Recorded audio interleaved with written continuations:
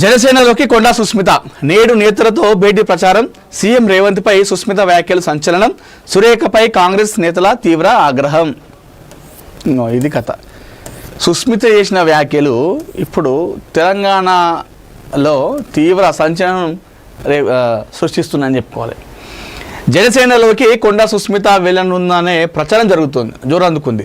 సోమవారం జనసేన కీలక నేతలతో కొండా సుస్మిత భేటీ అవుతుందని చెప్తున్నారు. సీఎం రేవంత్ రెడ్డిపై సుస్మిత చేసిన వ్యాఖ్యలు సంచలనంగా మారగా మంత్రి కొండా సురేఖపై కాంగ్రెస్ పార్టీ నేతలు తీవ్ర ఆగ్రహం వ్యక్తం చేశారు. కొండా తెగదెంపులకు సిద్ధపడే కూతురికి మద్దతుగా నిలుస్తుందని, గతంలోనే ఇలాంటి వ్యాఖ్యలు రిపీట్ కావని చెప్పి ఇప్పుడు సీఎం టార్గెట్గా విమర్శలు చేయడంపై పార్టీలో ఎవరు అంగీకరించడం లేదు. దీంతో ముందుగా తనకు తన తల్లికి సంబంధం లేదని చెప్పేందుకు జనసేన నేతలతో భేటీ వ్యూహం ఎంచుకున్నట్లు చెబుతున్నారు.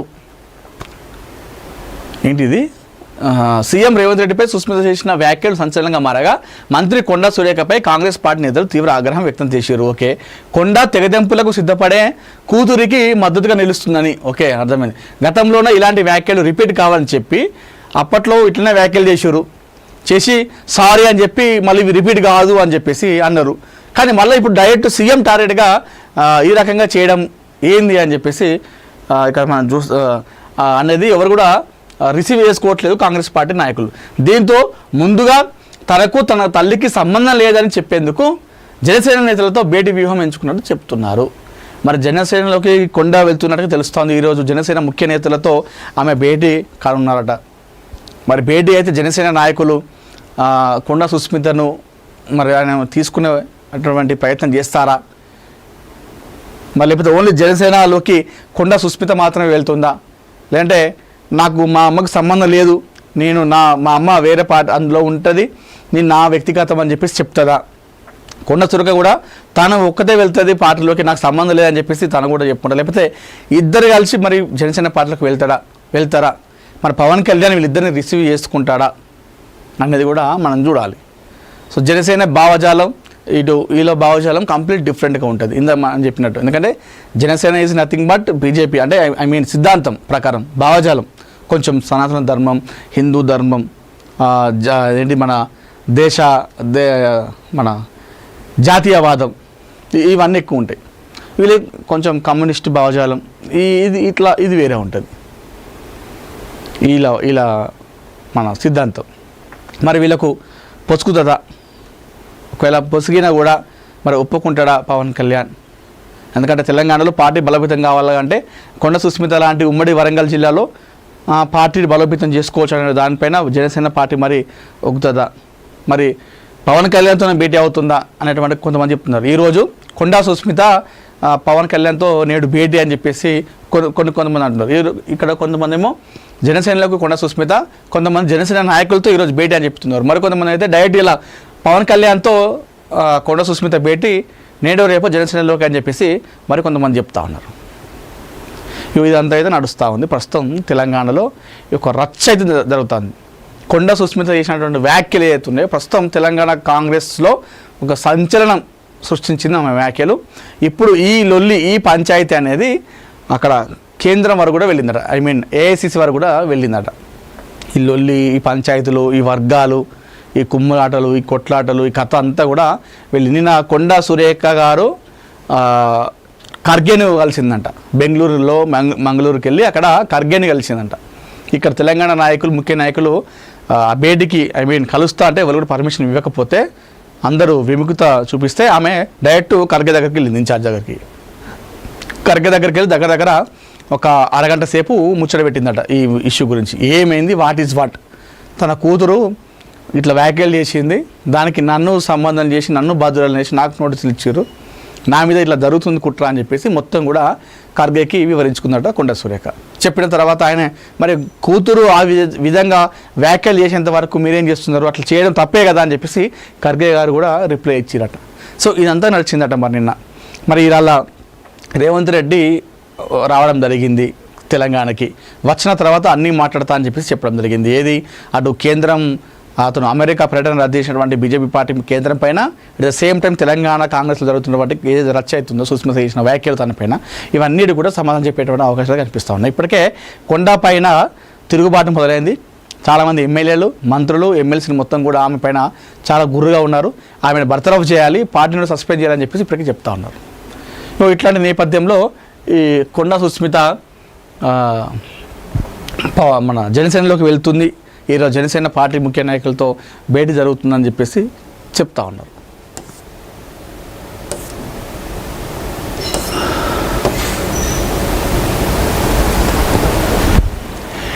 ఏపీ మద్యం రవాణా స్కామ్, మాజీ మంత్రి కారుమూరి నాగేశ్వరరావు అరెస్టు. కొండాపూర్లో అదుపులోకి తీసుకున్న ఈడీ అధికారులు ఇప్పటికే కారుమూరి కుమారుడితో సహా ముగ్గురిని అరెస్ట్ చేసిన దర్యాప్తు సంస్థ. ఆంధ్రప్రదేశ్ మద్యం రవాణా స్కామ్ కేసులో కీలక పరిణామం చోటు చేసుకుంది. ఎన్ఫోర్స్మెంట్ డైరెక్టరేట్ అధికారులు వైసీపీ నేత మాజీ మంత్రి కారుమూరి నాగేశ్వరరావును అరెస్టు చేశారు. హైదరాబాద్లోని కొండాపూర్లో ఆయనను అదుపులోకి తీసుకున్నారు. ఇదే కేసుకు సంబంధించి ముగ్గురు నిందితులను ఇప్పటికే ఈడీ అధికారులు అరెస్టు చేశారు. అరెస్ట్ అయిన వారిలో మాజీ మంత్రి కుమారుడు కారుమూరి సునీల్ కూడా ఉన్నారు. నిందితులందరూ వైసీపీ హయాంలో ఏపీ లిక్కర్ రవాణాలో అక్రమాలకు పాల్పడినట్లు ఈడీ అధికారులు గుర్తించారు. కాంట్రాక్టుల ద్వారా 28 కోట్ల వరకు ముడుపులు చెల్లించుకున్నారు. ఇది కథ. వైసీపీ ప్రభుత్వం ఉన్నప్పుడు చాలామంది కూడా ఈ లిక్కర్ స్కామ్లో ఇరుక్కున్నారు. అయితే మాజీ మంత్రి ఇప్పటికే కారుమూరి నాగేశ్వరరావు అయితే అరెస్ట్ చేశారు. తన కుమారుడు సునీల్ కూడా అరెస్ట్ చేసినట్టుగా తెలుస్తూ ఉంది.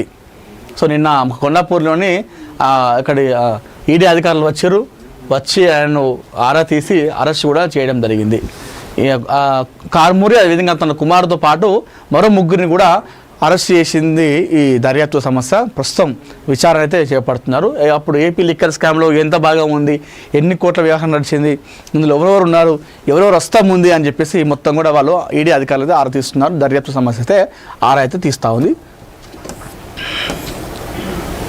రాజకీయ కోణంలోనే అమెరికా పర్యటనకు అనుమతి నిరాకరణ. లండన్ పర్యటన విజయవంతం. ముఖ్యమంత్రి రేవంత్ రెడ్డి హైదరాబాద్కు సీఎం నేడు లేదా రేపు మీడియా ముందుకు. రాజకీయ కోణంలోనే తన అమెరికా పర్యటనకు కేంద్ర ప్రభుత్వం అనుమతి ఇవ్వలేదని తెలంగాణ సీఎం రేవంత్ రెడ్డి అన్నారు. అనుమతి నిరాకరణ నేపథ్యంలో అమెరికాలోని బోస్టన్కు వెళ్ళలేకపోతున్నట్లు చెప్పారు. ఈ మేరకు ఎక్స్లో రేవంత్ రెడ్డి పోస్ట్ చేశారు. రాజకీయ కారణాల రీత్యా నా అమెరికా పర్యటనకు విదేశీ వ్యవహారాల శాఖ అనుమతి నిరాకరించింది. ఈ నేపథ్యంలో అమెరికాలోని బోస్టన్కు వెళ్ళలేకపోతున్న విదేశీ పర్యటన అంశంలో నాకు మద్దతుగా నిలిచిన ఏఐసిసి అధ్యక్షుడు మల్లికార్జున ఖర్గేకు కృతజ్ఞతలు. లండన్ పర్యటనను విజయవంతంగా ముగించుకున్నాను. హైదరాబాద్కు వస్తున్నా. అక్కడికి వచ్చాక మిగిలిన అంశాలపై మాట్లాడతా. గత 3 రోజులుగా పార్టీ నేతలు ప్రజల నుంచి లభించిన అద్భుతమైన మద్దతుకు కృతజ్ఞతలు తెలుపుకుంటున్నాను అని సీఎం రేవంత్ రెడ్డి పేర్కొన్నారు. సోమవారం ఉదయం హైదరాబాద్కు చేరుకున్న సీఎం రేవంత్ రెడ్డి సోమవారం సాయంత్రం లేదా మంగళవారం మీడియా ముందుకు వచ్చే అవకాశం ఉంది. కేంద్రం అనుమతి నిరాకరణపై ఆయన స్పందించనున్నారు. లండన్లో మీట్ అండ్ గ్రీట్. ప్రజాప్రభుత్వం ప్రతిష్టాత్మకంగా తలబెట్టిన తెలంగాణ రైజింగ్ లక్ష్యాలను ప్రపంచవ్యాప్తంగా ప్రచారం చేయాలని లండన్లో తెలుగు ప్రవాసులకు సీఎం రేవంత్ రెడ్డి పిలుపునిచ్చారు. సీఎం రేవంత్ రెడ్డి, ఐటీ పరిశ్రమల శాఖ మంత్రి దుద్దిల్ల శ్రీధర్ బాబు ఆదివారం ఉదయం లండన్లోని తెలుగు ప్రవాసులతో సమావేశమయ్యారు. ఈ సందర్భంగా తెలంగాణ అభివృద్ధి, భవిష్యత్ ప్రగతిపై చర్చించారు. తెలుగు సమాజం ప్రతినిధులతో సీఎం మంత్రి ఆత్మీయంగా ముచ్చటించారు. తెలంగాణ రాష్ట్ర అభివృద్ధిలో ప్రవాసులు కూడా భాగస్వాములు కావాలని స్పష్టం చేశారు. తెలంగాణ రైజింగ్ లక్ష్యాలను ప్రపంచవ్యాప్తంగా బలంగా ప్రచారం చేస్తూ రాష్ట్రానికి మంచి రాయబారాలుగా నిలవాలని కోరారు. అమెరికా పర్యటన ఏదైతే ఉందో అది కేవలం రాజకీయ కోణంలోనే కేంద్ర ప్రభుత్వం, బీజేపీ కేంద్ర ప్రభుత్వం నాకు పర్మిషన్ ఇవ్వలేదు. సో నేను అమెరికా పర్యటనకు పోతే తెలంగాణకు పెట్టుబడులు తీసుకొస్తే, అయితే తెలంగాణకు పెట్టుబడులు వస్తే తెలంగాణ అభివృద్ధి జరిగితే ఇక్కడ ఉన్నది కాంగ్రెస్ ప్రభుత్వం కాబట్టి కాంగ్రెస్ ప్రభుత్వానికి మంచి పేరు వస్తుందని చెప్పేసి నా అమెరికా పర్యటన రాజకీయ కోణంలోనే రద్దు చేయడం జరిగింది బీజేపీ ప్రభుత్వం అని చెప్పేసి ఎక్స్లో పోస్ట్ చేయడం జరిగింది. నేను వచ్చిన తర్వాత ఇవన్నీ కూడా కూలంకుషంగా కూర్చొని మొత్తం సమాచారం ఇస్తా. అసలు ఏం జరిగింది, దీని వెనకాల ఎవరున్నారు, అసలు కుట్ర ఉందా లేదా అనేది మొత్తం మాట్లాడతా, వివరించి చెప్తా. ఇన్ని రోజుల పాటు నాకు సపోర్ట్ చేసినటువంటి అందరు కూడా కృతజ్ఞతలు అని చెప్పేసి చెప్తా ఉన్నారు. ఖచ్చితంగా ఇది రాజకీయ కోణంలోనే చూడాలి అని చెప్పేసి చెప్పడం జరిగింది రేవంత్ రెడ్డి గారు.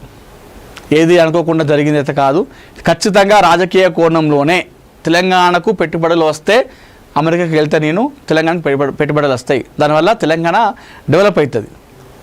సో ఇక్కడ తెలంగాణలో ఎవరు ఉన్నారు అధికారంలో అంటే కాంగ్రెస్ పార్టీ, ఆ ఖాతా అంతా కూడా కాంగ్రెస్ పార్టీలోకి పోతుంది. కాబట్టి ఆ కోణంలోనే నన్ను రద్దు చేసిరన్న విధంగా అయితే రేవంత్ రెడ్డి గారు అయితే చెప్పడం జరిగింది.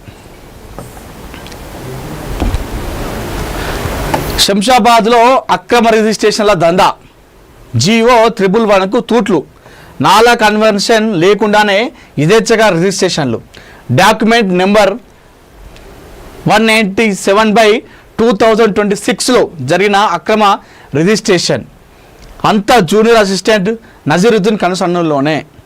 ఇన్ఛార్జ్ సబ్ రిజిస్టర్ వికాస్ రెడ్డితో కుమ్మక్కై దందాకు తెగబడిన వైనం. అక్రమార్కులకు బ్యాక్ బోన్గా ఓ టీఎన్జిఓ నాయకుడట. లేని విల్లాలకు PDIN నెంబర్లు, ఇంటి నెంబర్లు కేటాయింపు. పాపంలో పాలు పంచుకున్న GHMC అధికారులు. కోట్ల రూపాయలు చేతులు మారాయంటూ స్థానికంగా జోరుగా సాగుతున్న చర్చ. ఎమ్మెల్యే ప్రకాష్ గౌడ్ అనుచరులకే రిజిస్ట్రేషన్ చేశామంటూ ఒప్పుకున్న incharge sub registrar. Vigilance enforcement ACP దృష్టి సారించాలని స్థానికుల డిమాండ్. ఇగో ఇది కథ. శంషాబాద్లో అక్రమ రిజిస్ట్రేషన్ల దందాట జీవో 111కు తూట్లు పొడుస్తాయి. ఈ మధ్యకాలంలో అధికారులు మొత్తం కూడా అన్ని జీవులకు తూట్లు పొడుస్తూ ఉన్నారు. అన్ని జీవులకు